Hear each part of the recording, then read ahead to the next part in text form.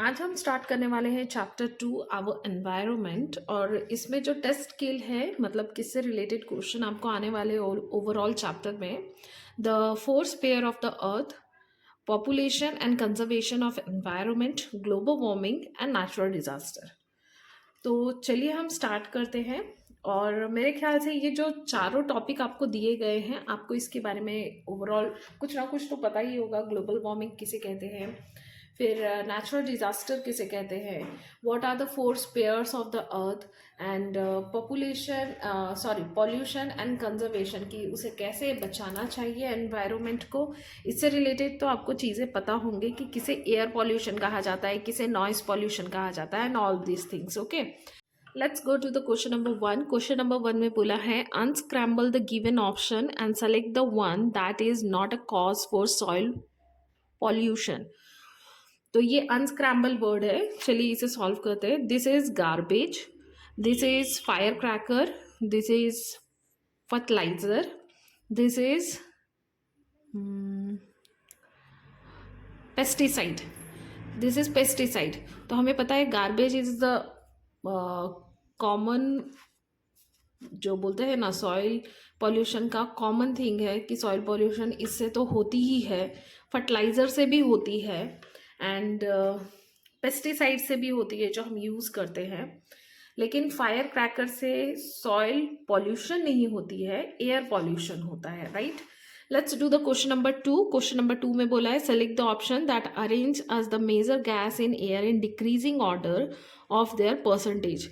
तो मैं आपको बता दूं कि हमारा जो एयर है इसमें मतलब बहुत डिफरेंट टाइप्स ऑफ गैसेस है, लेकिन सबसे ज़्यादा अगर कोई क्वांटिटी में है वो है नाइट्रोजन। उसके बाद नाइट्रोजन है, ऑक्सीजन है, कार्बन डाइऑक्साइड है, एंड बहुत ही कम परसेंटेज में अदर गैसेस है। तो इसीलिए सबसे ज़्यादा नाइट्रोजन है और फिर उसके बाद oxygen and carbon dioxide. So option number C will be your correct answer. Okay, option C will be your correct answer. Okay, यहाँ पे क्वेश्चन नंबर 3 देख लेते हैं। Which of the following is not a consequence of global warming. किसकी वजह से global warming नहीं होती है? तो melting of polar ice cap, तो ये इंडिकेशन है कि ग्लोबल वार्मिंग हो रही है, right. Changes of weather, weather के चेंजेस होने की वजह से भी ग्लोबल वार्मिंग हो रही है, ये हम सबको पता है। नाउ तीसरा कॉज बताया है increase in population and frequent droughts. तो इसका सही आंसर होगा option number C, because increase in population is not a problem of a global warming. Global warming किस वजह से हो रही है? तो तापमान जो है हमारे धरती के बढ़ने की वजह से हो रहा है। तो इनडायरेक्टली इंक्रीज इन पॉपुलेशन है बट डायरेक्टली नॉट। तो इसीलिए option C will be your correct answer. Let's do the question number 4। Dash lead to pollution of water. तो किसकी वजह से वाटर पॉल्यूशन होता है? तो ऑप्शन नंबर ए में बोला है throwing untreated industrial waste into water bodies. तो हम सबको पता है कि जो इंडस्ट्रियल वेस्ट होता है वो इतनी टॉक्सिक होती है, अगर उसे डायरेक्टली वाटर बॉडी में थ्रो कर दे तो उसके वजह से वाटर पॉल्यूशन होती है। Reducing the use of a fossil fuel, तो क्या फुसिल फ्यूल का कम यूज़ करने की वजह से ये हो रहा है? नहीं, ऐसा नहीं है। कार्बन डाइऑक्साइड जो रिलीज हो रही है उसका वाटर से कोई लेना देना नहीं है। अब यहाँ पे अवॉइडिंग क्लीनिंग ऑफ एनिमल, क्या हम एनिमल्स को साफ नहीं करते इसलिए वाटर बॉडीज गंदा हो रही है? तो नहीं, बिल्कुल नहीं। तो उसका सही ऑप्शन होगा option number A. Okay, number 5 देख लेते हैं। Which of the following will help to reduce air pollution. किस वजह से हमारा एयर पॉल्यूशन रिडक्शन कम हो सकता है? तो यूजिंग सीएनजी। तो सीएनजी जो है it is good instead of petrol diesel vehicle, rather than petrol diesel vehicle, getting vehicle checked for pollution regularly। तो अगर vehicle को हमेशा चेक किया जाए तो इससे भी पॉल्यूशन जो है वो कम किया जा सकता है। Using public transport instead of private vehicles, private vehicle की जगह अगर हम पब्लिक ट्रांसपोर्ट का यूज़ करते हैं तो उससे भी एयर पॉल्यूशन में थोड़े फायदे होंगे। तो इसका सही आंसर होगा option number D, all of this, because this all are point related to reducing the air pollution. तो ये ऑल ऑफ दिस होगा इसका option. Okay, let's do the question number 6। Question number 6 में बोला है dash include all water bodies.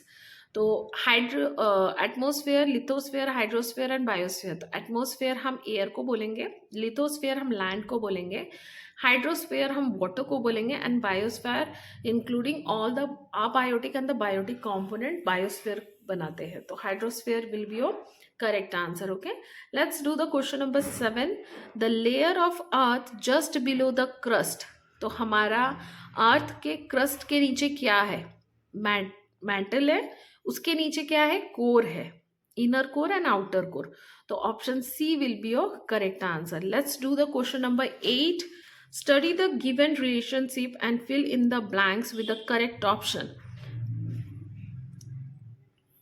तो यहाँ पे क्या बोला जा रहा है? ड्रॉट किस वजह से होता है? लिटिल और no rainfall, this is right. तो क्या होगा एक्सेस रेन? एक्सेस रेन का क्या बोलते हैं? एक्सेस रेन अगर होता है तो उसके क्या डिसएडवांटेज होंगे? तो वोल्केनिक इरप्शन की वजह से एक्सेस रेन नहीं होता है। डिफॉरेस्टेशन की वजह से भी एक्सेस रेन नहीं होता है, क्योंकि डिफॉरेस्टेशन अगर कंटिन्यूअस वे में होता रहा तो बारिश ही नहीं होगी, अर्थक्वेक भी नहीं है। इसका आंसर है फ्लड। फ्लड के वजह से, एक्सेस रेन की वजह से फ्लड आता है। ओके, कम रेन की वजह से ड्रॉट आता है, मतलब ड्रॉट्स मतलब सूखापन, ठीक है, जिसे अकाल भी बोलते हैं। ओके, क्वेश्चन नंबर 9 देख लेते हैं। क्वेश्चन नंबर 9 में आपको क्या बोला है? Select the correct match. हमें करेक्ट मैच को सेलेक्ट करना है। Water is abiotic, not a biotic. Okay, human beings are biotic. Autotrophs, autotrophs हम किस कहते हैं? प्लांट्स आर ऑटोट्रॉप्स, क्योंकि वो अपना खाना खुद बनाते हैं, तो कंज्यूमर नहीं होगा। तो इसका सही आंसर होगा none of this. Okay, let's do the question number 10। Refer to the given list of environmental component. कौन सा एनवायरमेंटल कॉम्पोनेंट है? Land, fungi, water, air, plant, cow.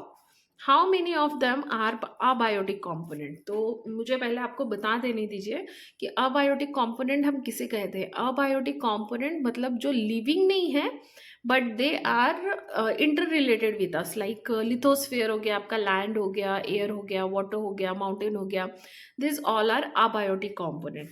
तो यहाँ पे देखिए लैंड हो गया, एयर हो गया, वाटर हो गया, this all are abiotic component. तो टोटल 3 है, तो 3 will be your correct answer. Okay, option number B. Okay, let's read the riddle. यहाँ पे रिडल टाइप आपको कुछ दिया गया है। Read the given statement. I am present in air. मैं हवा में होता हूँ। Plant take me for the air for making food. तो हमें पता है प्लांट कार्बन डाइऑक्साइड लेता है for the preparation of food. I am released into the air. मैं हवा में रिलीज होता हूँ जब तुम सांस छोड़ते हो। तो हम जब सांस लेते हैं तो हम ऑक्सीजन इनहेल करते हैं, एंड जब हम सांस छोड़ते हैं तो हम कार्बन डाइऑक्साइड एक्सेल करते हैं। तो option A will be your correct answer. Let's do the question number 12. It is a natural disaster caused by heavy rainfall which causes loose rocks and soil on the mountain to come rushing downwards. तो कौन सा natural disaster ऐसे है कि जिसमें heavy rainfall होती है and पहाड़ों से पत्थर जो होता है वो लूज होके नीचे गिरते हैं। तो हम जानते हैं कोई भी चीज़ अगर कहीं पे रखी हुई है तो वो हिलेगी कब? जब वो जमीन कतराएगी, या फिर वो जमीन को या उस जगह को हिलाया जाएगा तो वो चीज़ों की मूवमेंट होगी। तो ये कौन सा नेचुरल डिजास्टर है? तो इस नेचुरल डिजास्टर का नाम है लैंडस्लाइड। जब लैंडस्लाइड होती है तो चीज़ें जो होती है वो लूज होके इधर उधर गिरने लगती है। Let's do the question number 13। Which among the following is the most earthquake prone zone of India? ये आपके लिए नया होगा ये क्वेश्चन, तो मैं आपको बता दूं अर्थक्वेक प्रोन जोन किसे कहा जाता है। टोटली अर्थक्वेक प्रोन जोन जो होते हैं वो टोटली 5 है। तो 5 प्रोन जोन है और सबसे डेंजरस 5 को माना जाता है। और आप बिलीव नहीं करेंगे, इसका जो आंसर है ना वो आपको थोड़ा चौंका देगा। अगर आप इसके बारे में जानते हैं तो do comment me in the comment section. तो भारत में भी बहुत सारे ऐसे जगह है जहाँ पे अर्थक्वेक प्रोन एरिया माना जाता है या प्रोन जोन माना जाता है, जहाँ पे अर्थक्वेक आते हैं। लेकिन ये जो ऑप्शन है ये है भुवनेश्वर, कश्मीर, मुंबई एंड कोलकाता। तो इसका सही ऑप्शन होगा कश्मीर। तो कश्मीर की जो वैली है वो एक वॉलेटाइल अर्थक्वेक का लोकेशन माना जाता है। और ये रीजन जो है वो जोन 5 में आती है, जहाँ पे वेरी हाई रिस्क जोन भी जिसे कहा जाता है। तो कश्मीर जो है उसे हम कहेंगे earthquake prone zone area of India. तो option B will be your correct answer. तो चलिए, पार्ट 1 कंप्लीट हुआ। पार्ट 2 में आपको रेस्ट क्वेश्चन में सॉल्व करवाऊंगी। अगर आपको ये समझ में आया तो do like and subscribe my channel, अपने फ्रेंड्स के साथ शेयर कीजिए ताकि ये वीडियो भी उनके लिए इतनी ही हेल्पफुल हो सके। तब तक के लिए स्टे ट्यून एंड बाय।